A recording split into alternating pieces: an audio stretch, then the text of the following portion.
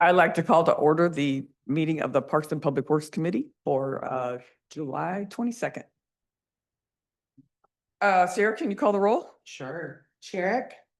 Here. Hoffman. Here. Kimball. Here. Roach. Here. Stanton. Here. And Teal. Here. Okay, approval of the agenda. Are there any suggestions for changes to the agenda? Yeah, yeah, I don't know where I want to put this, but, I want to talk about the structure on Mount Baldhead Dome. But Scott, we could probably address that somewhere else, maybe. Maybe next meeting? You want to talk about it? Yeah. Next meeting? No, No. It's not, we haven't posted anything about discussion about it publicly, so I don't know if we can talk about it. all right. Yeah. Today. Well, Next time. next time, let's put it under next agenda. Okay, anything else? All right, can I have a motion to approve the agenda?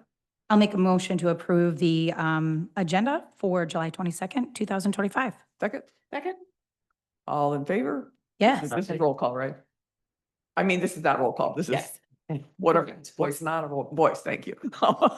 Opposed? No, okay. All right. The minutes, do we have any changes, additions to the minutes? All right, can I have a motion to approve the minutes? I'll make a motion to approve the regular city meeting minutes from June 24th, 2025. Okay, a second. And I'll second it. All right, all in favor? Yes. Yes. Okay. All right. Second, yes.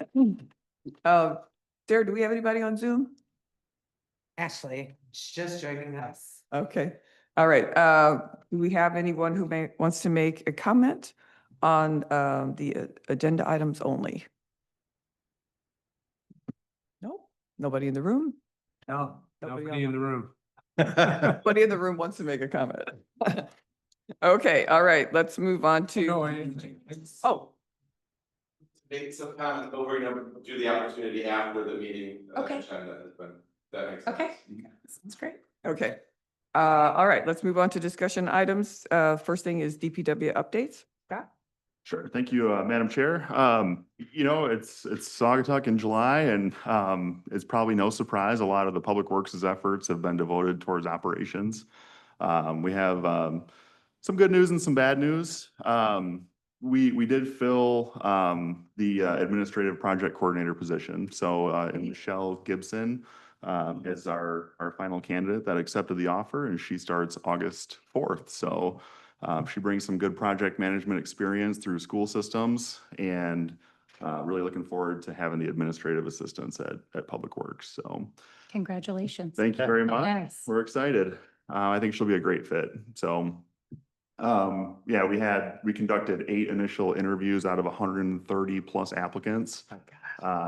And conducted 8 interviews, and then reduced it down to a top 3. So we met with the top 3 for a second round of interviews / like a more informal tour of the city, and they could see the Public Works facility. And we did the interviews at City Hall, so we wanted to make sure that these folks weren't shocked when they saw the garage atmosphere up at Public Works, and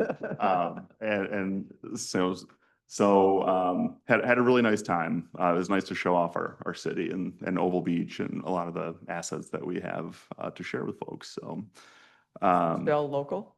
she is not from town, no, but probably a 20 to 30 minute drive away. So which a lot of our workforce has to do that. So and kind of some not fun news, Chad Bauman, who I jokingly referred to as our Parks Department, he resigned. So from Public Works, and that's such a huge impact on our tiny little operation. We kind of knew it was coming. Chad and I both live in Hamilton. And at one point, I would say about 4 or 5 months ago, he moved from Hamilton down to Alamo, which is closer to Kalamazoo. So he was up against like a 50-minute drive in the summer, exponentially longer than that in the winter time. And so we kind of knew it was coming, and sadly, but he was able to find another job closer to home and in a relevant work. So wish him the best. We had a nice kind of going away cookout get together for him up at Public Works, and then also too, we do have the job posted. And we've collected quite a few applicants for that position. We also have a vacant, equipment operator / maintenance worker / Oval Beach manager position. That's a job title. But, we're looking to actively fill that role too. So, which has been a challenge. It's really, you've probably heard me say it 100 times. I want to say it again. It's not easy to find somebody that's willing to sell their holidays, their weekends, deal with a younger staff out there that they have a lot of obligations with sporting events and, college courses or your trade schools or whatever.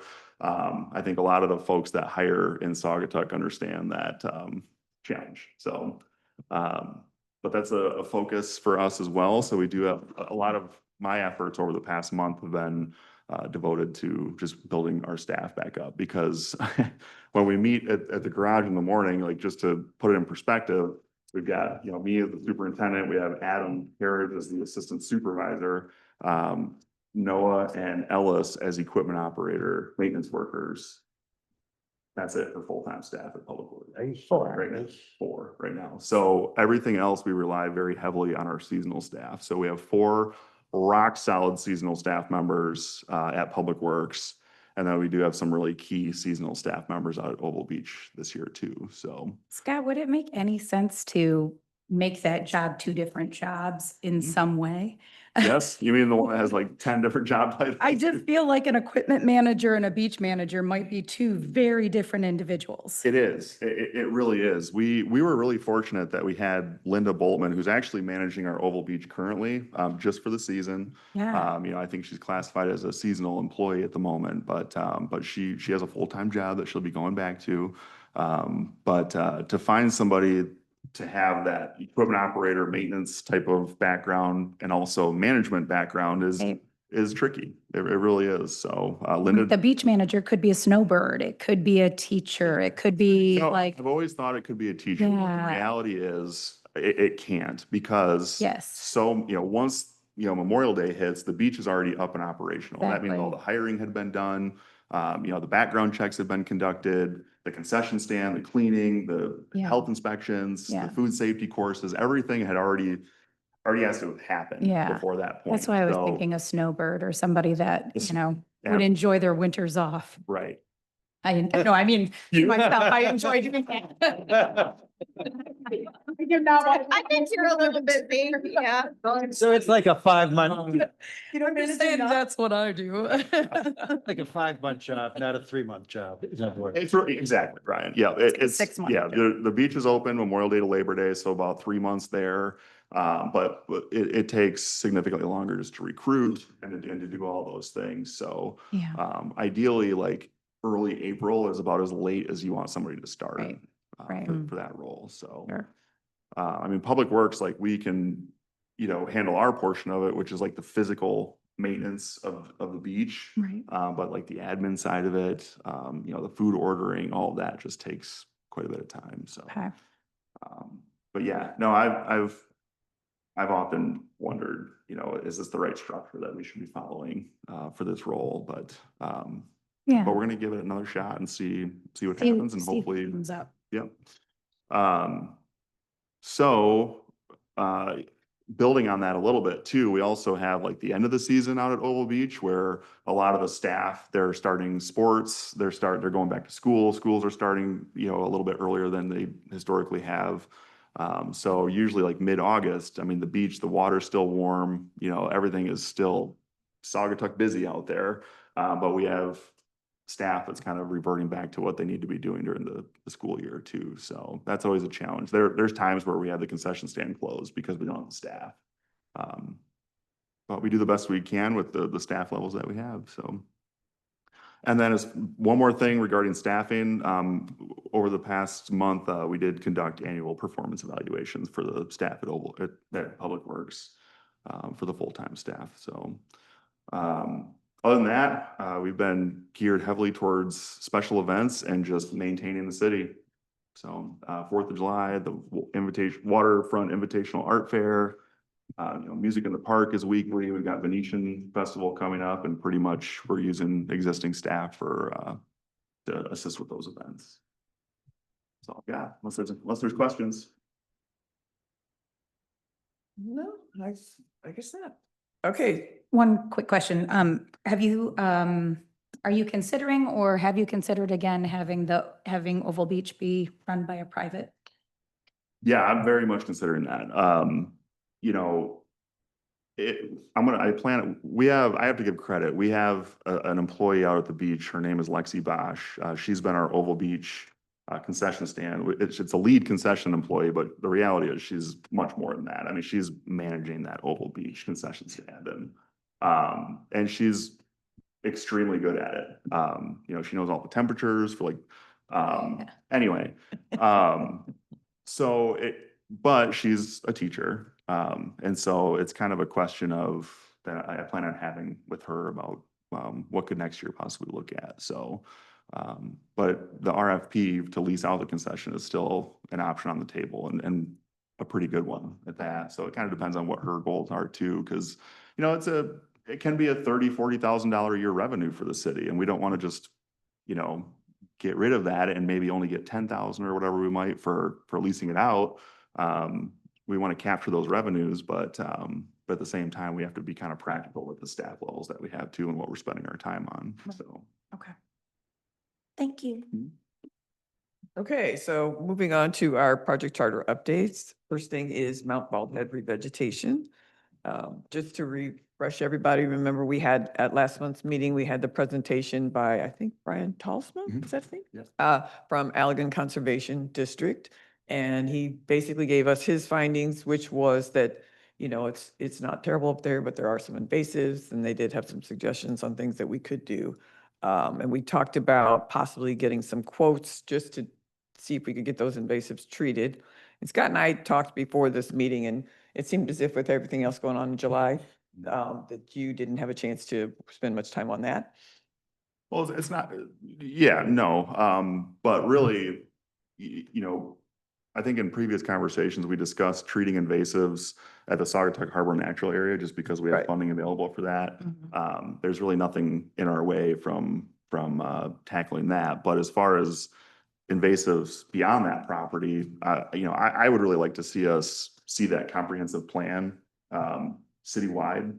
Not just target specific areas, for specific varieties, but kind of have that, you know, 30,000 foot above overview and hopefully guidance from, an entity like the Allegan Conservation District to help guide those efforts and dollars. So.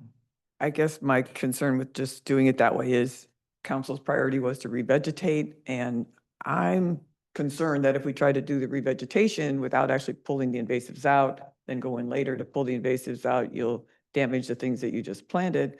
And so I was wondering if, since we are going to look into, and Kelly started this on Saugatuck Harbor Natural Area, if we couldn't just have whoever does that also give us a quote at least for what it would take to do Mount Baldhead, and just limit it to that, you know, not do anything else. But it seemed like that might not be, you know, such a far reach, and it would help us to work towards that goal, you know, the council has set as a priority. Yeah, I think we've got the same vision for that. I just think, you know, slightly different techniques for it.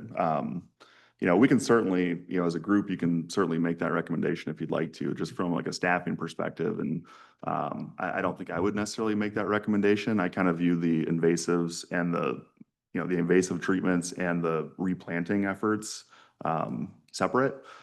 It would, in a perfect world, you know, we would eradicate all the invasives on the dune and then replace those with native plantings. But I think what we're seeing over there at the very least is, you know, like from Lucy Street and that visible bare spot on the dune, that could get, I think that's the biggest concern for a lot of folks. And so if we could at least get some vegetation established in that area, you know, that would, that could be something that we could organize as like a volunteer effort, you know, get some of the plantings established that we got from the Allegan Conservation District report. And I don't think we would necessarily need to wait for invasive treatments to accomplish that, but So what you're saying is to do the bare spot, do the thing that people are saying, this is making me uncomfortable, I don't like that. yeah, And then go in, the visible damage, the yeah. visible damage, and then kind of go back, and then we can maybe combine the two and then have them come and look about taking out the invasives and dealing with that part. Is Yeah. that Well, I think feasible? like what's the bush? Like the barberry? Barberry You was know, a like, good one. you know, there's quite a bit of that out there, but there's also a lot of thin, bare spots too. And I think that we could focus those replanting efforts on those areas and still, you know, still take out the barberry when the time comes. So, but either way, we're accomplishing the same thing, both strategies. It's just, you know, I'd just like to get the invasive treatment, you know, I, as a staff, I have to look at that from citywide perspective, not just one isolated park, because we know that there's invasives on that dune, and we've always known that. But to just target that one property versus look at everything citywide and what makes most sense and channel our limited dollars in a more calculated way, it just seems a little more reactive than comprehensive, I guess, is what I would say. So. Well, if we're going to consult with somebody as far as doing, you know, the replanting, would it hurt if we asked them what it would cost to actually pull the invasives? Yeah. I think you were gonna. Yeah. Well, if you want to. Yeah, so if you don't mind, so we'll just skip forward to the Saugatuck Harbor Natural Area. So I've been in contact with 2 companies now that can come out and do both invasives and look at trail updates, just to make sure that, you know, we have people staying where they need to on the trails and just legitimize the trails that are existing. Nancy was kind enough to reach out to a third, which is, you know, the typical protocol for the city. So, you know, the goal would be, I had sent over to the 2 so far, the updated management plan for Saugatuck Harbor, as well as the updates that we got from the Land Conservancy of West Michigan in terms of invasives and where they believe that like the trail areas should go. So we'll send that over to the third company, and then ideally, since it is a goal of councils, I'd love for them to just take a look. I mean, it's the same space, right? So while we're taking their time to look at Saugatuck Harbor, take a peek at that. They can make a recommendation. We can make a determination on if we think that's the appropriate next step or not. Ideally that, since I've already sent the information over to the 2, we'd love, and Scott and I spoke briefly last week about this, kind of about next steps. I'd love to see the companies come out in August, so that we still have time in terms of them to make a determination while it's growing season. And then the goal would be for, you know, work to be done in the fall. So if no one's So opposed to that. invasives and signs? Well, not signage, because That's that fine. was, again, something that was a larger project through council. I know we talked a little bit about doing some non-permanent signage through Saugatuck Harbor area. That isn't, Directional yeah. signs, yeah. Yeah, so I can add that in. That's not something that I added to the Okay. initial conversation with them. So, you know, I'll put it out to discussion to the committee. If no one's opposed, we'd be happy to move forward with that and use August timeframe to get them out here to, you know, start to pull up the reports and make some recommendations to move forward. So. So then going back to Mount Baldhead, the actual revegetation component. So we talked at our last meeting about, you know, this could somehow involve the community, and would we want to, you know, make it a community work day? And Brian, your suggestion was kind of similar how we did the playground, you know, try to see if we had volunteers. I guess I thought we should talk about that. We talked about possibly getting the school kids involved. And so I just wanted to open up that discussion. We really would need somebody to lead that effort. And so Kelly, did you have any thoughts or? Yep, I can speak on the school side of things. So as you guys know, I've run the fundraiser for the middle school, high school for the last 2 years. And as part of that, they need to do community service. And the 8th graders have traditionally done an environmental stewardship project, both at Baldy and now the Wilds. I was in contact with those that are taking that over for me this next year, and I got the dates, and I think the run rate of that is going to come up too quick for the kids to actually probably engage over this particular project. I do think hopefully we'll do something, just a little bit of trail management out at the Wild, so I'll be able to update you guys on that next meeting. But I'd love to put something together from a community aspect. And the way that I did it before for the playground build is I just put out a sign up genius. So once we maybe get some feedback from these companies, because the other thing that was brought up too is that these are critical dune areas and we need to be careful about where people are walking and, you know, just make sure that we're being good stewards while we're out there. So we've just made some recommendations from whoever is going to be doing the work as to the best way to do that. But I'd be happy to put something out to the community once we're ready to do that. And I think that'd be great. I was just wondering, when you did for the playground, where did you put the community sign up? How did that get out? How did that? It came out through the city, Okay. so probably Sarah put it out or Jamie. I think Jamie put Yep. that in. Yep. Yeah, so we just sent it out several times, and then those of us on the PPW committee sent it out to people that we know that would want to engage over it. We had, I mean, the first time around, we had over 90 signups. So whether we'd have that many people, I don't know, but the, you know, the weather and the timing, if we do it September, October would be awesome. And I definitely think that there would be enthusiasm behind it. Do you think that we might need to limit it? Do we not want, 50 people crawling on the Yeah. dune at once? Yeah, and we can cap a sign up. We can, First, we can ask for feedback from the. yeah, I mean, obviously, Yep. we would talk to whoever is going to help us with it. Yeah. But. But we I'm can just- cap it, just say when the space is gone, it's gone, yeah. but I guess that'd be a nice problem to have if we Yeah. have so many. Dream big, Nancy, dream big. Yeah. Could do more than one. is If what we can- we're if there's a big call, we can figure out another area that we can pull things onto Yeah. in that, within the Bald Head and the dunes. Bless you. Right. And I guess too, we would, once we get some feedback from these vendors we've reached out to, Lauren, we need to go to council, right? I mean, because Yeah, we would make a obviously this motion. is, We would just, we would make the recommendation and then council would vote on it. yep. Yeah. Okay. Yeah. Okay. All right. Yeah. So action plan, we'll hear back from these vendors that we've reached out to. Yep. And then we'll, Set up a time for them to come out. yep. Yep. Get some quotes back, get some recommendations on a community day, move forward. And hopefully we can have, a good recommendation by our next meeting. We will We will- shoot for that. We will make every effort. Yeah. Okay. That's great. So invasive species assessment is the next item on the agenda, and we've kind of touched on that already. Yeah. So Scott, I know that you would prefer we wait until whenever the Allegan Conservation District can get to it. Is that? Yeah, what is your timeline? Yeah, I just would like to see a plan, from my perspective, I know of the laundry list of projects and staffing challenges and kind of day-to-day struggles that we have at the moment, not struggles, but just obstacles to overcome. And so to me, I would just like to see, a compilation of what we've got out there, kind of an inventory. And this is a massive project. And this is not, in my opinion, I don't think this is something that I don't expect it to be implemented this fall. I'm hopeful that maybe by next spring, we have a solid plan to go after. So, the Allegan Conservation District, after the last meeting, they did reach out to me and they're like, Scott, if you could send us all the mapping and kind of all the known problem areas at the moment that have been identified, any maps that you can send our way, then they can start compiling that information for us. But I think that we've also had conversation too about, if reaching out to other entities too and seeing if they have a quicker timeline for coming up with a sort of a plan, but which you certainly can, if this isn't. Well, it sounds like, to me, this is what it sounds like, and see if I'm correct. You're taking a 10,000-foot view, correct? And what we're talking about right now is really kind of a micro, cosm of that in Mount Baldhead, correct? Right. So can the two exist? The two seems to be able to exist. I mean, if doing the Mount Baldhead as a quicker thing, right?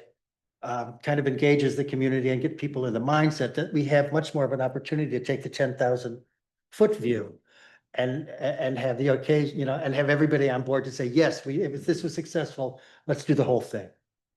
Right. Does that make sense? Yeah, it makes sense. And if that's what the committee wants to move forward with, that's fine. I'm saying no. Does that make sense for you and what your timeline is? It doesn't make sense to me, just from the sense that, we're choosing Mount Baldhead as the property that we're focusing on, right? Right. Why not, the 63rd Street or the Saugatuck Wells natural area? Because the DPW, has been bringing brush and leaf material out there for years, and we probably have $10,000 worth of knotweed treatments out there, and which is a 3-year treatment, right? Correct. So like a heavy glyphosate content, spring, fall for 3 years. Why Mount Baldhead Well- over all of the other areas that we have? Scott, I what think, I'm- I would say because it's what council has put as a priority. Right, that's that's- the only reason. Revegetation has been a priority for Mount Right. Baldhead, yeah, Right. Right, I mean, that's the only reason we picked that. yeah. And it's the But thing, again, we can make by all means, make the recommendation. Just in my mind, I see it as two different two different jobs. It's the invasive treatments and then the revegetation. Yeah. Well, And I don't think that they necessarily have to be one before the other in the case of Mount Baldhead, just given the condition of the slope and the bare spots. I think there's room for both. But I think there's also a PR component to this. When people come to Saugatuck, they look at Mount Bald's Head and they see the big white ball. And so that represents Saugatuck in so many ways. So I see it from that. I mean, I kind of understand what you're saying and I kind of agree. But at the same time, I also understand that that is such a representation of Saugatuck and to have the big bare spot, you want to go, oh, no, don't want that. Yeah, I think that, you know, from what I heard with council, with Mount Baldhead, their number one concern was erosion on the slope. We learned from the report from the Allen Conservation District that there is not a problem with active erosion on the dune. Right. So that's where I think staff and It's council. cosmetic. Yeah, It's exactly. cosmetic, but that's important too. It is, yeah. Just as an aside, when I spoke to this vendor that I talked to yesterday, I started to describe the problem and I was going to explain about how, you know, the herbicide, you know, that was applied, you know, really went crazy. And he cut me off and he said, "Oh, I know all about that problem." And I said, "You do?" And he said, "Oh, no, that's a textbook case that everybody in this business knows about that particular incident." For the example. We are. Yeah. I just thought it was like, Well, which not to live by. yeah, I was kind of like, okay, I don't need to say anything else. So, all right, so we'll go ahead and we'll just talk to these three vendors. We'll see what they say about these two particular areas. We'll come back and report and we'll decide what makes the most sense. Yeah, and I just want to add too, you know, like, I've got my recommendation, but I take zero offense if you guys Okay. disagree with what I'm saying, or if you want to go a different route. Don't feel like you're hurting my feelings. I'm just gonna, you know, I make my recommendations and that is. Now, what do we want to hurt your feelings? You We'll cannot make hurt it, your we'll make it, yeah, yes. Sure. Yeah. Yeah, And that works both ways. perfect. Yeah. Okay, all right. I think we're ready to move on to the invasive species website. Sarah, can we pull it up? Thank you. We worked at the speed of light here. We increased our invasive species on the website by 100%, so we should have 2 up there now. We do. Asian bitter. Asian bittersweet. Yeah. So we put that up there and I kept it really simple, the description, the remedy and the disposal. And I've got a list of probably 10 others that are kind of the most common stuff. And we'll get them. My plan is to put double my investment every month. So it's gonna be 2 more next, and then 4 and 8. Right. But I've got a good list of 10 of the most common stuff that the residents of Saugatuck can actually go in their yard, look if they decide to do this and kind of eradicate it and get rid of it. I also am gonna create, with your permission, I want to create a recommended list of things to plant. Of which I've garnered, actually already garnered through 3 local places, not even local, Wild Ones, Natural Landscapes, Audubon Society, and well, the local one, Southwest Michigan Land Conservancy. I'd appreciate that. I think that would Yeah. be great. No, I Hand do in too. hand, yeah. So that's what's happening, so. That would be great. So how many do we think we should have out there? How many like invasive species before we kind of promote this? You know, I didn't think we want, I 10, think the yeah. 10 most common ones. I mean, yeah. Asian bittersweet, or we got that up there. Japanese barberry, autumn olive, Purple loosestrife is one of my. purple loosestrife, ones. honeysuckle, there's Oh, 10 different honeysuckle. kinds. And then we can get into trees too, if you wanted. I mean, we don't have much kudzu around here, so I'm not gonna add that, but Do we have any? I don't think we do it. No, not yet. Do we still have knotweed here? Like I know Oh, yeah. you just mentioned, so that, like, I know that was a big one for my own property when we first got here, having to deal with. So I'll just, Now, can you cut and paste some of these or is it that is pretty much what we did there. good? Okay. Lily, and then we're gonna have, you know, I won't, Lily of the Valley is not one of my favorite ones. Oh, God, I hate that. Um, Myrtle is not one of my favorite ones because they knock out everything. They'll knock out the Jack in the Pulpit, they'll knock out the, let's see, what's my other favorite? Mint. No, not man, there's what's the Trillium.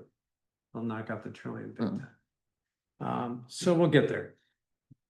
Awesome. Okay, Thank you. All right, thanks. Anything else to say on Saugatuck Harbor Natural Area? No? Okay.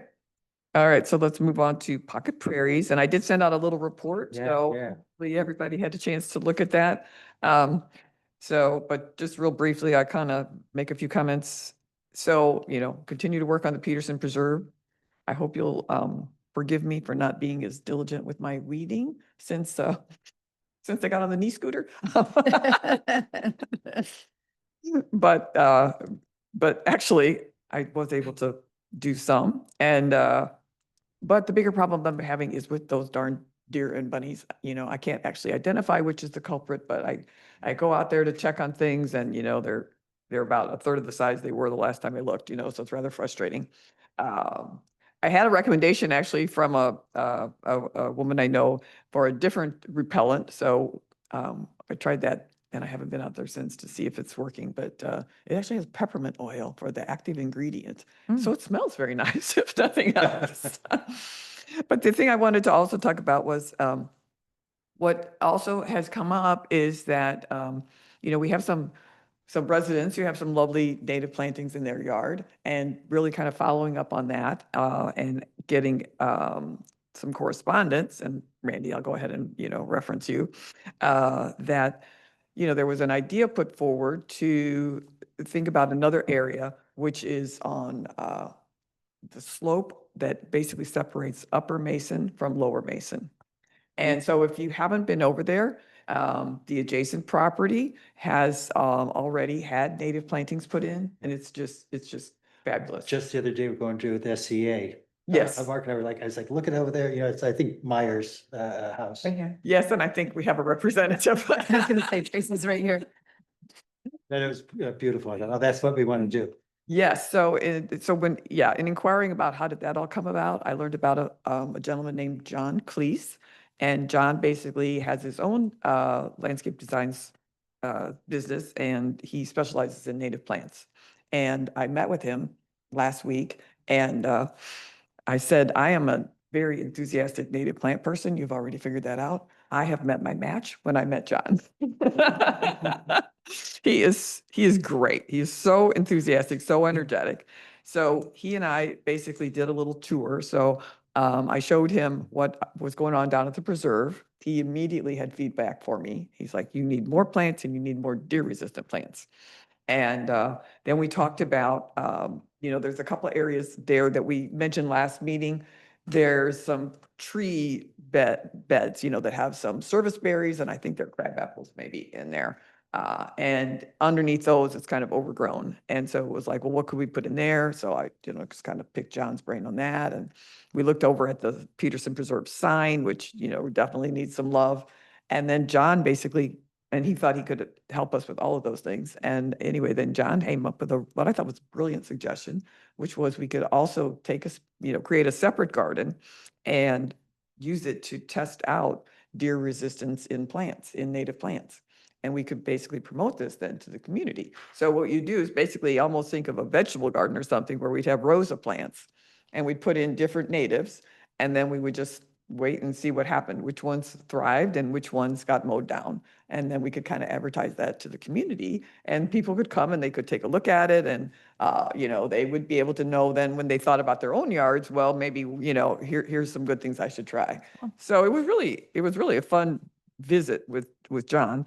And he said, because he was able to actually do that steep slope, on the Myers property, that it's really just a continuation, to do the rest of that area between Upper and Lower Mason.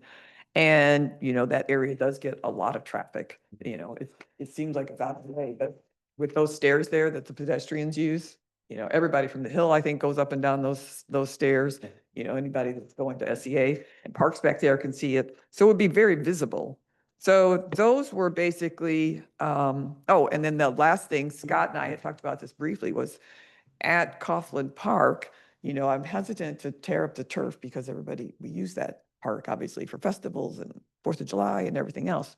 But the drainage ditch, when I said, hey, what did we plant in there? Because it's all, it's a swale that has vegetation that helps basically to filter the water, before it goes to Lake Kalamazoo.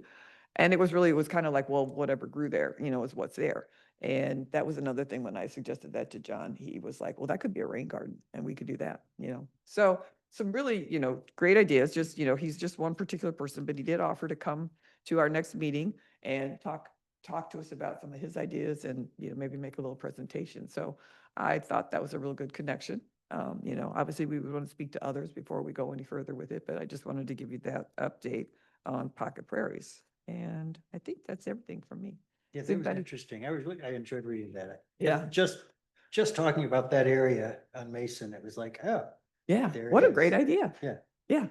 And so I had not thought of that. And, Randy actually was the one that first made that suggestion. So, okay, all right. Moving on. So the playground spinner replacement. Or placement, I should say, not replacement. Yeah.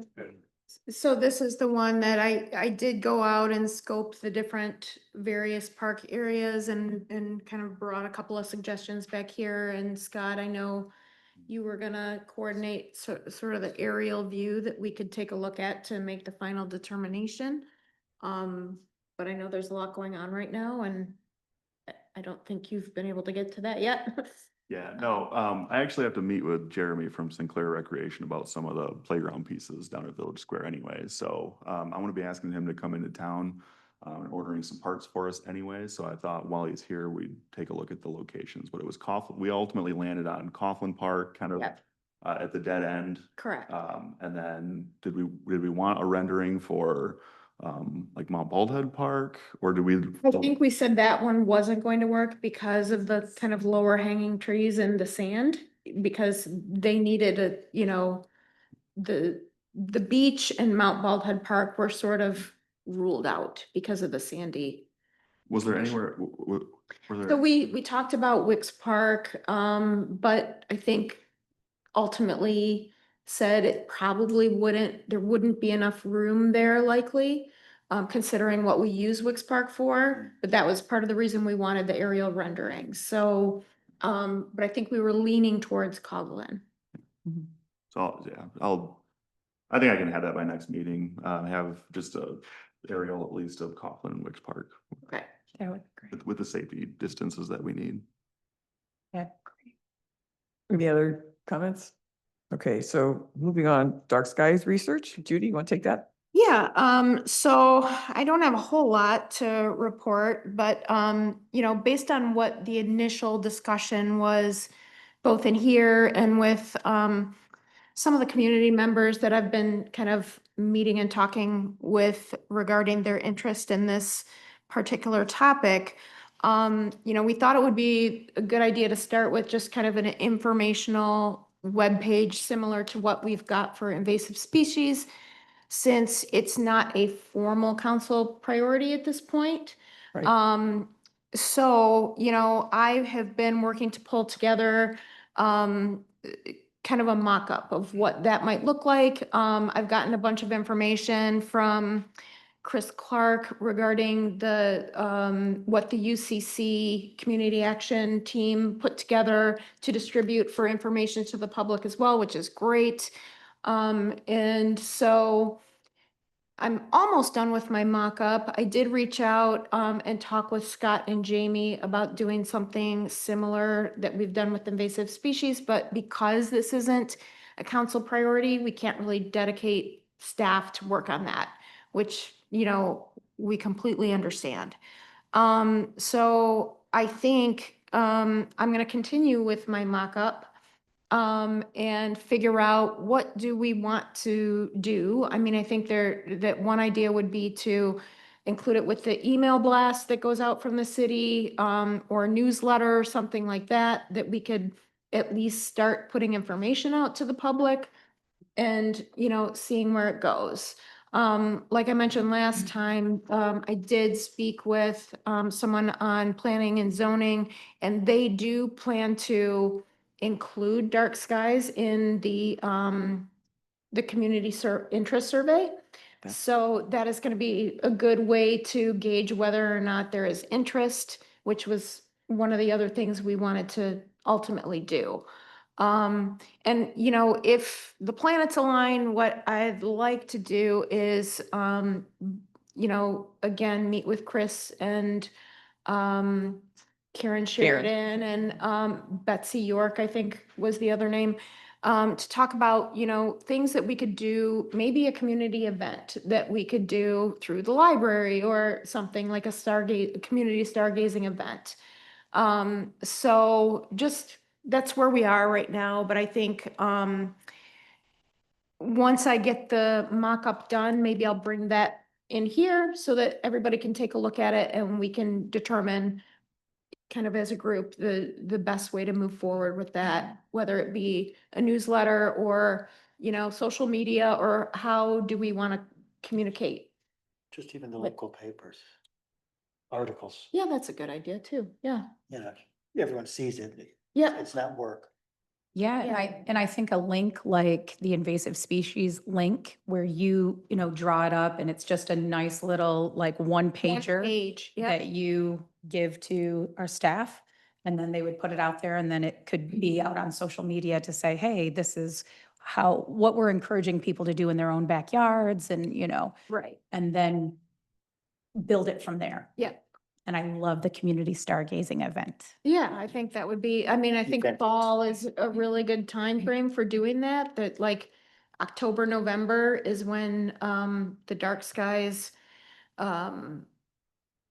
site suggests that we have a lot of clear and kind of moon aligned stargazing opportunities. So, you know, we'll take a look at that, get their advice and figure out what makes most sense time wise. Judy, I have a memory of Douglas doing this already in terms of putting stuff out to the public with dark skies. Has that come up in conversation at all? I found, so that was the Douglas UCC. Right, but I was thinking this, I will find out. I don't know that they had, so I know that they have taken steps to amend their master plan because they want to include something for dark skies. And they are also looking at the ordinance, updating their ordinance. So they are, I think, a little further along than we are because it is, I think, a little bit more of a priority. So I'll have to see where they are with that, but that's the last I heard is that they were redrafting their ordinance and taking a look at doing what the township did. So, yeah, no, I was just thinking maybe if they already have something started or doing a collaboration, a tri-community collaboration on this for an Yeah. event or something like that. I also had a resident reach out to me for another Boy Scout that needs to do an Eagle project. And so they were just looking for ideas that maybe PPW already has in the hopper. And if they have potential interest for this of, you know, helping you with the website stuff, helping with a community event or something like that. yeah, absolutely. I will find out where Douglas stands at this point and maybe talk about coordinating something at the library for the fall and maybe we can have that resource. Well, Great. Okay, moving on. Is there anything on streetscaping? There's nothing significant to report. City Council did approve a parking committee. So there could be some things that come of that when it comes to suggestions on maybe changing of our streetscaping eventually. But when some of the solutions with the parking come about, there might be some streetscaping that is involved with that. So that should be interesting. And then just a note, you know, Scott and I have talked about the new streetscaping in Allegan. I mentioned Hastings, but downtown Zealand is now my new favorite. Oh, really? Holy cannoli. If you have an opportunity to go downtown Zealand to see what they've done, really incredible. So I'm very jealous. I would like some of that in our neighborhood. But take a look at it if you're ever in that area. They have some really, really cool things that they've done with their new streetscaping. Oh, that's good to know. It's primarily like adding like heated like thermal sidewalks, wasn't it? And then making some upgrades. I don't even know that, but if they get to do that as well as Holland, that's pretty amazing. But just they have it's a small splash pad, but next to their splash pad is also an outdoor fire pit with seating. And then they made the street in front of the splash pad, it's a one-way now, but the whole thing is brick. And then there's outdoor seating for restaurants that kind of all go with that. So it's just like they incorporated a lot of things that we have challenges with. You know, we have the outdoor seating that's in the street. We have, things that we could probably do it in a better way someday. But if we have some of these ideas and you take a look at what other communities have done, Zealand is really hitting it out of the park. So a really good friend of mine is on the development team, so he's been pulling through a lot of that work. So I'm happy to reach out to him, just be get great. a few details. And then the other one on the, the parking meters, I hope I've mentioned this. I'm friends with someone who serves on city council for St. Joe. Okay. And they just went through this whole process there and all the, challenges that come with it. I've met And a friend. Okay, good. Yes. So I know they'd be willing to connect with us. And, I think they've said that a lot of those dollars are going to go to the GDA, streetscaping, all of those things. So it'll be reinvested in the community. Which So I I'd love to love. see that model here. Yeah, Yeah. absolutely. When is the timeline for when we are planning to do something, or do we know? We don't have a timeline right now. Okay. Yeah. It's, We have lead service lines that will need to be replaced along Butler Street. And it's probably going to coincide with infrastructure underneath the street surface. So when we have to do all of that work, which is going to come sooner than later because we keep having problems, that's when we'll, want a greater plan. But it doesn't mean that we shouldn't have something ready to go for when it's time. So. Just thinking ahead to, I would assume part of that would include the outdoor lighting.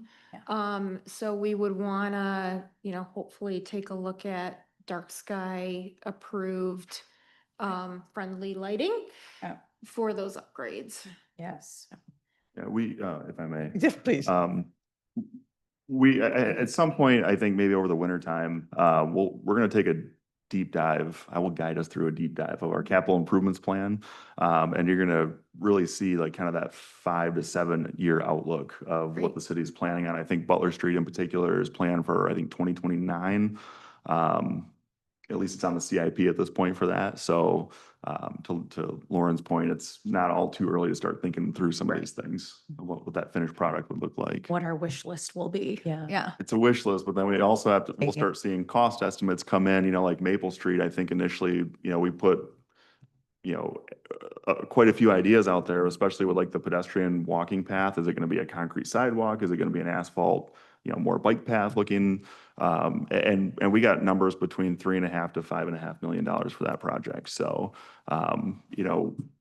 those numbers compared to our budget typically humble us a little bit on what the options, the final outcome might be. So, but it'll be interesting to get that information. I think, you guys would probably benefit too if we invited our city engineer, John Moxie, to that meeting as well. He's really knowledgeable about a lot of the underground utility needs. Boring stuff it's not fun to talk about, but it's ultra important stuff and it's ultimately very expensive stuff too. So, more to come on that conversation. Okay. Okay, moving on. I went ahead and added Blue Star Trail to the agenda just to give you guys a quick update. And I might have said this at the last meeting that we've been on pause, because of the tribal concerns. And, we finally do have a date for the walkthrough is what I've been calling it, but it turns out there's a term that they use, I guess, in the business called a view shed. So, so anyway, the view shed is supposed to happen August 21st. And I was on a call yesterday with our contact at MDOT, who is the archaeological, well, right, I'm trying to think what was her actual title, officer or whatever. But anyway, she was cautioning us not to expect things to move too quickly. So. Okay. That's probably all I can say about that. Cook Park review, I assume that's just on here, so maybe one of these days it's going to get some love, but it's not been a priority for you, Scott. No. Okay, let's- All right. Enough. Okay, so I don't think anybody else has anything to add on that. All right. Was there like a kind of a next steps for that? Well, basically, I had taken it as far as I could with Jamie digging into some stuff, and we were going to try to figure out just exactly what the boundaries are. Gotcha. And so I think you said you would work on that, but if you would want one of us to tackle that, we could see what we could figure out. We are a little bit an extension of your staff, not just not just adding things. Yeah. Yeah, if there's, I mean, if basically you just wants like some definitions of kind of what the relationship is with leasing some of that property out and just understanding. Understanding, so What when would- we think about that part, what, if we wanted to make it, like have more function or whatever, what is available to us? Because the park doesn't seem to do a whole lot right now. And every time I go through it, I'm like, I don't even know which part of this belongs to the city and which part's the yacht club or the, Yeah, I can't, I Yeah. walked it, I have no idea. but we do know, and they're gonna put that art installation in, this fall. And, so will we want to do more of that? But, so anyway, it just seems like an underutilized space, but we don't even know exactly what we've got there. Okay, so with that, I'm gonna open it up to public comment. Go ahead, anybody who wants to make a comment. And just please state your name and address, and it's a 3-minute limit. Sure. My name's Randy DeRosa. I live at 455 Mason Street. This is at the base of Lower and Upper Mason Street that we were discussing. I'm a full-time resident.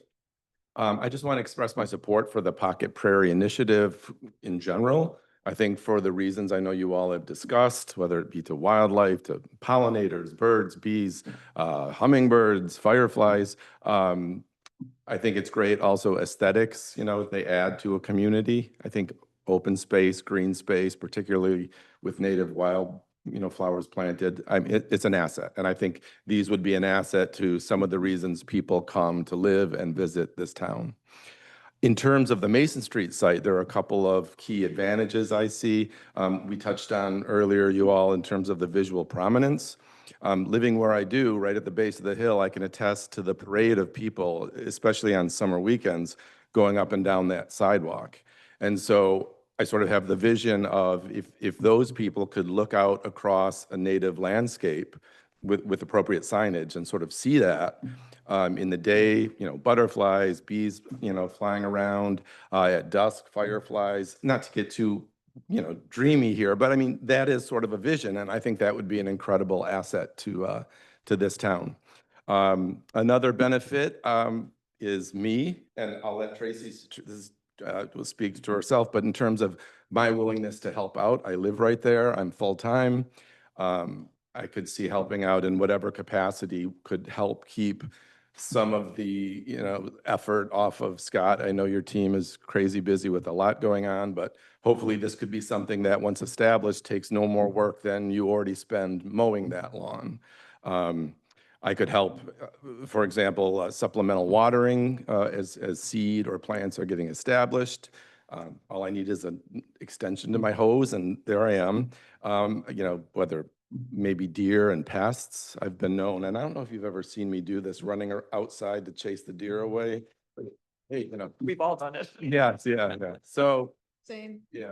So there are benefits to I think the project overall and to that site in particular. And so I'll stay involved and keep abreast of what's going on, and I'm willing to help out how I can. Okay. Great. Thanks. Thank you, Andy.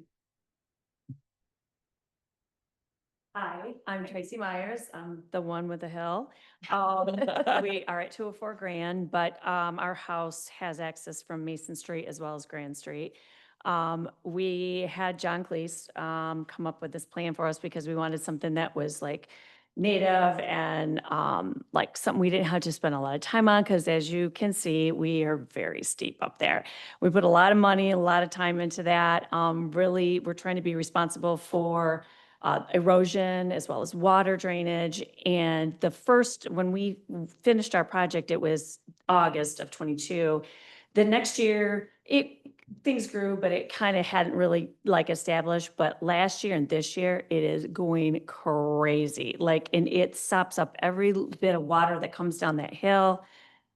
People, I mean, it's comes out and wants to grab you. It's just crazy and beautiful, and people love it.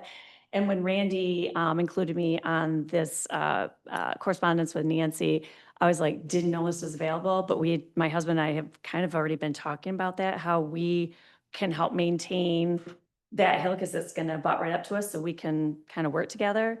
As Randy, very willing to be a part of how that comes together, any of the work, any of the, collaborating with John, yourselves, and what have you, if that's who you choose. But yeah, definitely a proponent of that. And hopefully everyone that does go up and down that does appreciate kind of what has been done already. So, Yeah. Thank you. Thanks. Thank you. Thank you. You know, there's a little historical aspect of that too, because it's the old sidewalk from the old high school. Oh, That used to be at the top of the hill. So yeah, Really? yeah, They moved the sidewalk? yeah. No, the stairway. the stairway, I'm sorry, the Okay. stairway that The high school was up there? high school is where the condos are. Wow. Oh. It's where the condos were, and I told the kids all. You mean not in the back of the tennis court where I live now? Except it doesn't smell like cigarettes, never mind. Okay, any comments from Ashley? I think you're the only one on Zoom. No, okay. All right, so we're gonna close public comment, correspondence. Oh, I didn't think to print it. Did But have one letter, right? yeah, we had that. All right. Yeah.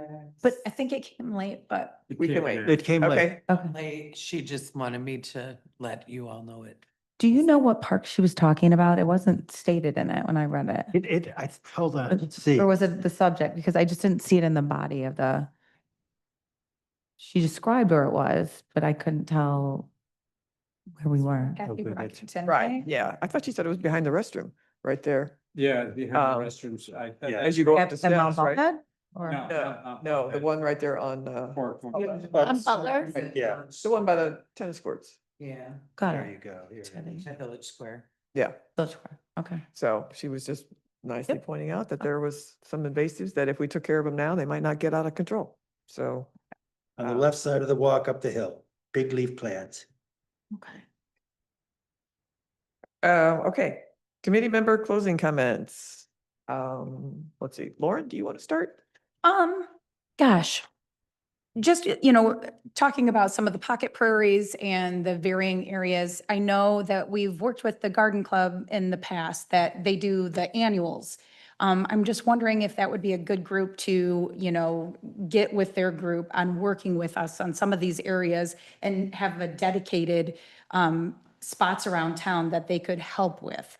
In the past, they do such a beautiful job with the annuals that they plan around. Maybe part of their new task could be adding and helping add volunteers for them, some of these areas that we've been talking about today, that maybe they could also help with that. And then every year we know that it's being worked on. So that's just a thought in my head as far as chatting with them about, having more native plants and things that are more wildflowers and that sort of thing, as opposed to just annuals and that sort of thing. Other than that, I just appreciate you all. This is such a positive group to work with, and it's just really nice to always be a part of this group. So thank you for your positivity. Yeah. So I also love this idea of the prairie restoration for different areas around the city. And I think Randy mentioned it, but also having some educational pieces that people have an understanding this is something that this idea they can take with them when they leave our city. And then the only other thing I had is I know you guys know I wear two hats, so I have a role at ODC Network as well. And as part of that, we have been working with, we meaning Conservation Services and our Greenway managers, we have been working to re-up the Kalamazoo River Greenway, which I know I've talked with all of you about in some detail. So just a quick update on that has now gotten funding partners through the city of Saugatuck, the township, Douglas, Fenville, and Saugatuck Douglas Rotary. And so what that means is that allows the Greenways manager, who has done a beautiful job with the Macataw River Greenway and Project Clarity up in the Holland Zealand area, to now come down here and sort of re-energize the Kalamazoo River Greenway plan, which has been in existence since 2018, but because of COVID and a myriad of other things, really has not gotten a lot of time put against it. And so now what it'll do is bring all these entities together and create a board that will sort of make some decisions of how we can work together better as a community for both the watershed, the waterways, the watershed, and the greenways surrounding. So there's a lot more to come on that, but I just wanted to let you know at this point, things are happening and it's exciting and everyone's really excited to work together. And the hope is that it'll create some efficiencies, like we're talking about invasives and talking with all of these partners now. That's across the board. So how can we bring this education and what we're doing to everyone so it can be a shared thing? Because it's a lot of great work that we're doing, and so are these other entities. So I'll look forward to maybe getting it on the agenda next time so I can kind of update you further. Good. That's it. Be great. Judy? I was gonna mention, with the idea of the garden club, I do have 2 garden club members that live on my street. I'd be happy to mention that if Yeah. it would help. Yeah. Other than that, I don't really have anything further. I mirror Lauren's comment that it's great to work with all of you. Right? Gosh, after all that. I'm really glad you guys came in, just because this week it was like, this is what we want to do. And for your house, it's just gorgeous, really beautiful. And are you in the yellow house across the street or? She lives down on, how's that? Right, no, I'm on Grandin, Maine, so I mean, I go down there often. I mean, I use those stairs, I just didn't know. It's a great house too. But the meeting is, as always, is really informative. I'm so happy with what we're doing. I love the Pocket Prairies. It is a great group to be part of, so that's it. Even with Keith. I have a pocket prairie next door. You do, he does. Thank you for coming. Yeah. I mean, I think that this is kind of our first public private collaboration. So I think it'll work well. And the garden club, I think, would be a tap that a great volunteer source. Yeah. Kind of a re-education of planting things that aren't never mind. As far as the invasive species go, I think that'll be up and running within a couple months. We'll get 10 on it, and we'll get 10 recommended plantings for trees, sedges, and things like that. And I think everybody participated well today. Thanks. Scott, did you want to make any comment? Not a whole lot other than, I really like what Kelly was talking about with the educational piece of the Pocket Prairies. I think, this is just one of the topics that doesn't easily fit within, council priorities or public works priority or in our charter purview, beyond landscaping. It's just a little bit of a gray area, kind of expanding out these Pocket Prairies. So, I love the educational piece, I guess, just from a practical perspective, starting off, I would really like to see, one complete example of a pocket prairie, like over at the Peterson Nature Preserve, with signage and some educational pieces so that people, council member, community members, everyone can go and see what this can look like, versus kind of starting multiple of them at the same time. But that's my hope. But I think educating and kind of seeing a finished product would be really, really beneficial for everybody. So, and yeah, I am a member of the garden club, but I've not been a very active member this year, but I'm happy to reach out to them as well.